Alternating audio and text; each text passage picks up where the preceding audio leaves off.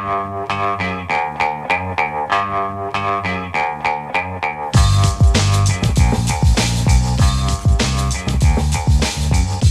the Brian Lehrer Show on WNYC. Good morning again, everyone. Today is Indigenous Peoples Day, a widely accepted alternative or addition to Columbus Day, as many of you know, which aims to acknowledge the perspectives and history of Native Americans in the context of colonization. In 2021, President Biden became the first president to officially recognize the holiday. Today, a total of 17 states plus Washington, D.C., honor Indigenous people on the second Monday in October, according to the Pew Research Center. You may have heard, however, that over the weekend, President Trump refused to acknowledge Indigenous Peoples Day. Instead, he released a fiery statement reclaiming Columbus Day as a federal holiday and calling the explorer, quote, the original American hero, despite a lot, some of which we'll talk about now. Because in honor of Indigenous Peoples Day, we are joined now by Julian Brave Noisecat. He's a writer, filmmaker. You may have seen his Oscar-nominated documentary Sugarcane or heard him speaking to us about it on this show. He's out with a new book, The Story of North American Indigenous People, through his reporting and his own story, and he's written it in the style of a traditional coyote story, as they call it. We'll ask him what that means. His book, We Survived the Night, is out tomorrow. Hi, Julian. Welcome back to WNYC. Chuchwinuk, Brian. It's always good to be on the air with you. What's a coyote story?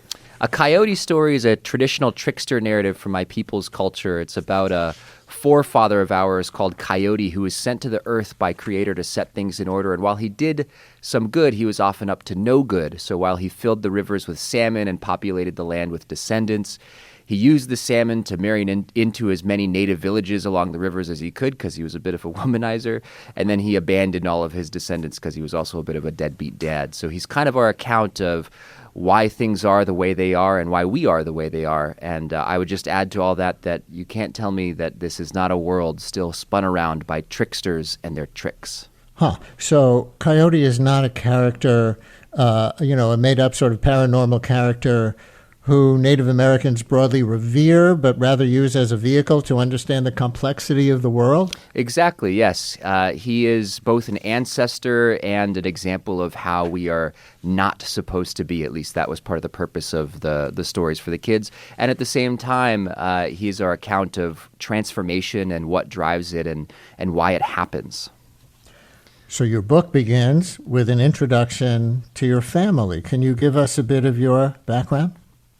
So my father was born in August of 1959 at St. Joseph's Mission. It was the Indian residential school that my family was sent to unlearn our Indian ways. And he was discovered just a few moments after his birth in the trash incinerator by the school's night watchman, who described his cries for life as sounding like the noise of a cat, which is a crazy coincidence because, of course, our last name is Noisecat, which is actually not the origin of the name, is not that story. It's because the missionaries wrote our name down wrong. From there, my dad, for probably understandable reasons, if you heard the story, tried to get about as far away from Canham Lake, the Indian reserve that we come from, as he possibly could. So he ended up actually in a suburb outside of New York City, where he met my mom in a bar in Westchester County called the Shadowbrook. She was the bartender. She's an Irish Jewish New Yorker, and he took the golden feast ladle earring out of his left lobe and gave it to her at the end of the night. And I guess that's how I came to be. And so you didn't just adopt the name Noisecat. This was in your father's name. Yeah, so my dad, when you get married, either party in a marriage can actually legally change their name. So when my father married my mother way back, he decided that he was going to reclaim his ancestral name, which was actually also the last name of my great-grandmother, the woman who raised him after he was found in the trash incinerator, Alice Nowiskit. And the name essentially became Noisecat over time. And then through the writing of We Survived the Night, I learned the story of actually my father's birth and discovery in the trash incinerator. And so the name has kind of taken on a new meaning in its survival. And, there's something in there, of course, about Indians in our names as well. Wow. Listeners, anybody have a question for Julian Brave Noisecat on this Indigenous Peoples Day, or maybe if you're an Indigenous American, a coyote story of your own. 212-433-WNYC, 212-433-9692. On the occasion of the release of Julian's book, We Survived the Night. I see that before turning full-time to writing and filmmaking, and now am I getting this right? Is this you or is this your father? Was a political strategist, policy analyst, and cultural organizer? That was me. Yeah, I used to do politics. That was my day job before I got to write and make movies for a living. So what's the context of that? How did you become political, and what kind of politics did you do? Well, I would say that I was always kind of politicized because I grew up in a very political place, Oakland, California, a city that has often been on the forefront of progressive cultural and political change in this country, the birthplace of the Black Panther Party, very involved in the history of the United Farm Workers, and of course also for Native people, a very overlooked story is the occupation of Alcatraz by a group called the Indians of All Tribes, which was to a large extent, a starting point for the contemporary resurgence of Native people. And actually, during the occupation of Alcatraz, President Richard Nixon, of all people at the time, officially shifted the United States' stated policy towards Native people from one of termination to one of self-determination, which is, last I checked, still the paradigm we're living under today, although, you got to check the news every day for that one. So, I lived in D.C. I was for 4 years before I set about writing We Survived the Night. I was actually also involved in, I guess I could say I originated the idea of making Deb Haaland the first ever Native American cabinet secretary. I had no clue that it would actually happen when I wrote it down on a little white paper type deal, sort of fantasy football style, draft your own progressive cabinet picks type of document that I helped produce when I was in my 20s. And, it has always been politics and culture and why the world changes has always been something that I've been deeply interested in.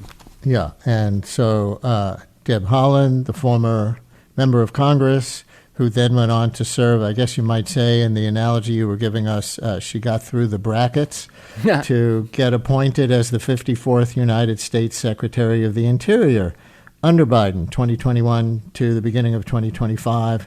And this is how you put it in the book. Once every long while, white absurdities become Indian opportunities. It's an old trick. Why did you put it that way? Well, I put it that way because I was, of all the political outcomes in the broader world, the only one that I could probably ever say that I had some hand in was the appointment of Deb Haaland as the first ever Native American cabinet secretary. And the truth of the matter is that she was an outside candidate. Biden was probably going to pick Senator Udall from New Mexico. And in order to get her to that historic appointment, we had to use some outsider activist-y type tactics. We had to win a number of persuasive arguments in the political press, and we also had to use a bit of trickery. I would say that Deb made a lot of that job as well. She actually, related to the story in the book, inaugurated the first federal inquiry into Native American boarding schools, where we started to finally learn a bit more about what happened at the institutions that Native children were taken to for over 100 years, and why so much of our culture and language has been lost. You've piqued the interest of Joan in Manhattan with your description of the coyote myth and what it means to your nation of Native Americans. I think she has a follow-up question. Joan, you're on WNYC. Hello. Yeah, I wanted to ask, I know there were hundreds of different Native nations, and I'm wondering what you know about what other nations might be using as their explanation. What I understood, what the coyote is, explains why kind of bad things happen in the world. And I'm also making the connection between the Judeo-Christian idea of why bad things happen in the world. Adam and Eve did bad things. They have original sin. We're all born with original sin. And then, of course, the Christian idea comes along to rescue everybody, where God sends his son to die for our sins, and we're somehow made okay by that. So I'm curious to know what other traditions there are, and if you see the similarity that every culture maybe has to figure out, why are things not going right all the time? What did we do to deserve this? Thank you very much for that kind of broad perspective question. Julian, do you have enough grounding in, should we call it comparative theology, to answer Joan at all? I think most Indians have to be a comparative theologist by birth. You know, that is kind of what colonization impressed upon us. So I'll give it my best shot. You know, my understanding of my people's take on the Coyote stories, which I should just say is that Coyote was one of the most prolific tricksters in the history of all North America and all tricksters. They told stories about Coyote all the way from Central America to Western Canada. And so my people are on the sort of northern end of all of the indigenous peoples across the western half of the continent that told stories about Coyote. And I think what's really interesting about the trickster stories, rather than, you know, being just a straightforward account of good and evil, is that good and evil exist right side by side each other, embodied in the actions of the trickster. So at the same time, for example, as Coyote leads the salmon up the river, you know, an action that is incredibly consequential in the making of the world, because our people to this day still derive about half of our calories from salmon. You know, this is a really important part of the creation of the world. He's also using that action to his own benefit, to marry into, as I said, as many villages along the rivers as will have him, because, you know, Coyote's a bit of a womanizer. He's always out for his own personal interest, what's best for him and his legend. And I think that in that account of how transformation happens in the world, I think that there is a very capacious moral understanding of human nature and the world more broadly. And also, I think, a real account of, you know, both the good and bad sides of change. And I'll just say that, like, you know, I feel that we are currently living in an era of tricksters and tricks once again. And I think that this tradition that has captured the truth of this land in our lives as First Peoples for thousands of years still has something important to say to humanity and to the humanities more broadly. Listeners, I'm going to tell you, if you're enjoying listening to Julian Brave Noisecat, there are going to be two opportunities this week to see him at in-person events. I'll say this again at the end of the segment in a few minutes, but one is taking place tomorrow, 7:30 p.m. at Pioneer Works. That's 159 Pioneer Street in Brooklyn. The other on Wednesday at 7 o'clock at the Downtown Strand, 828 Broadway in Manhattan. Getting back to politics, this may surprise some listeners. You wrote, bipartisan consensus has allowed Indian affairs to remain one of the least polarized areas in American politics. Really? Yeah, you know, I think that is a function of one of the things that your listeners might be somewhat aware of about Native people, which is that we're often invisible and erased in Native society. And there are lots of negative consequences of that. In non-Native society. Yes, in non-Native society, excuse me. And I think there are a lot of consequences of that erasure that are, you know, very harmful to our people. At the same time, you know, not being fully visible in political discourse can actually have certain benefits in particular moments in time. And one of the ways that has functioned sometimes to Native people's benefit in the United States is that because tribes are often located in very rural and conservative parts of the country, they have to work with Republican representatives in Congress and the Senate. And so when we need more funding for, you know, essential social services, we often end up going to the Democratic Party.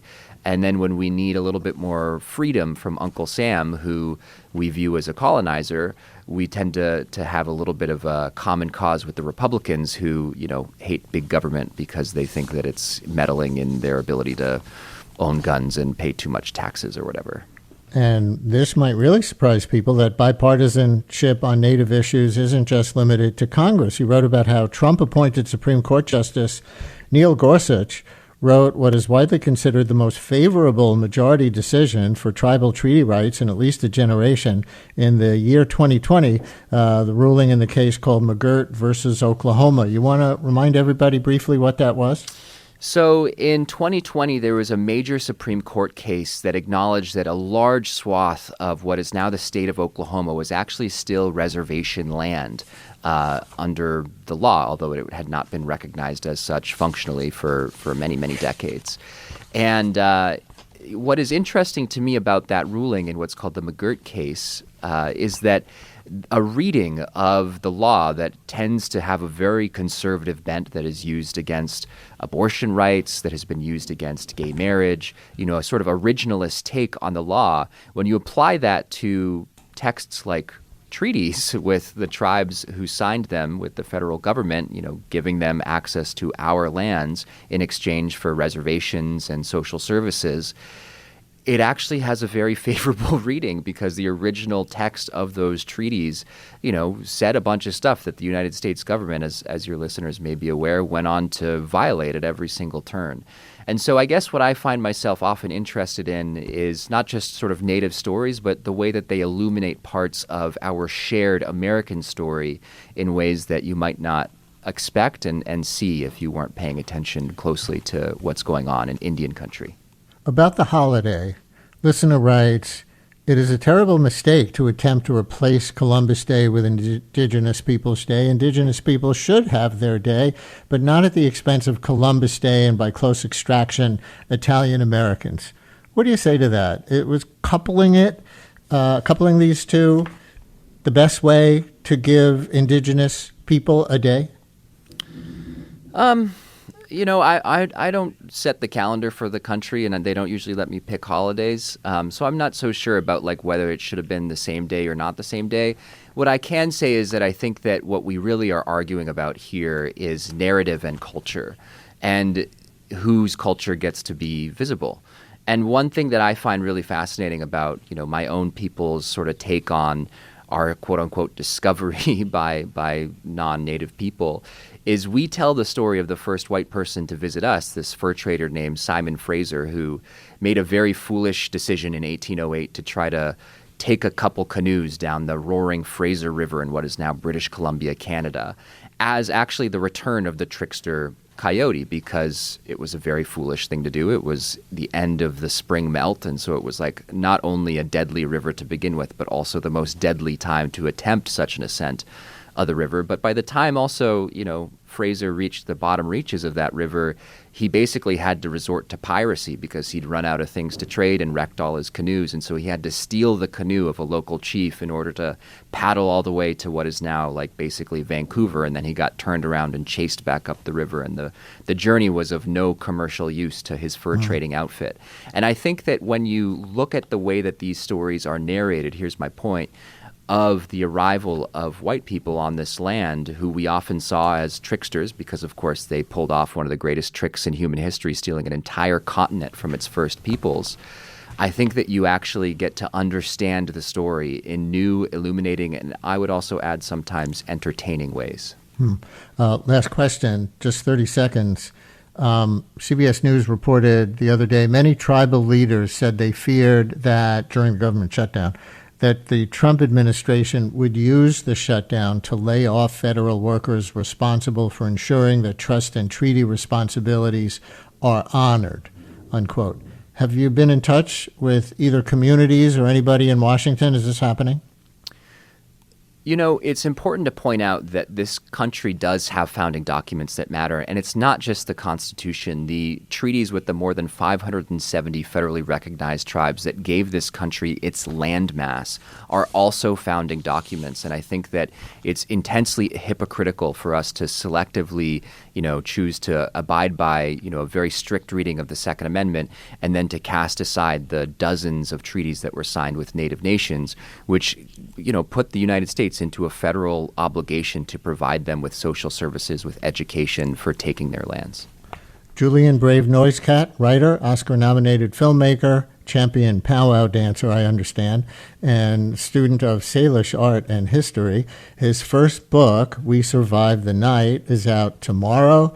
And if you want to join him for an in-person event, one is tomorrow at 7:30 p.m. at Pioneer Works, 159 Pioneer Street in Brooklyn. The other Wednesday, 7 o'clock at the top of the hour at the Strand in Lower Manhattan, 828 Broadway.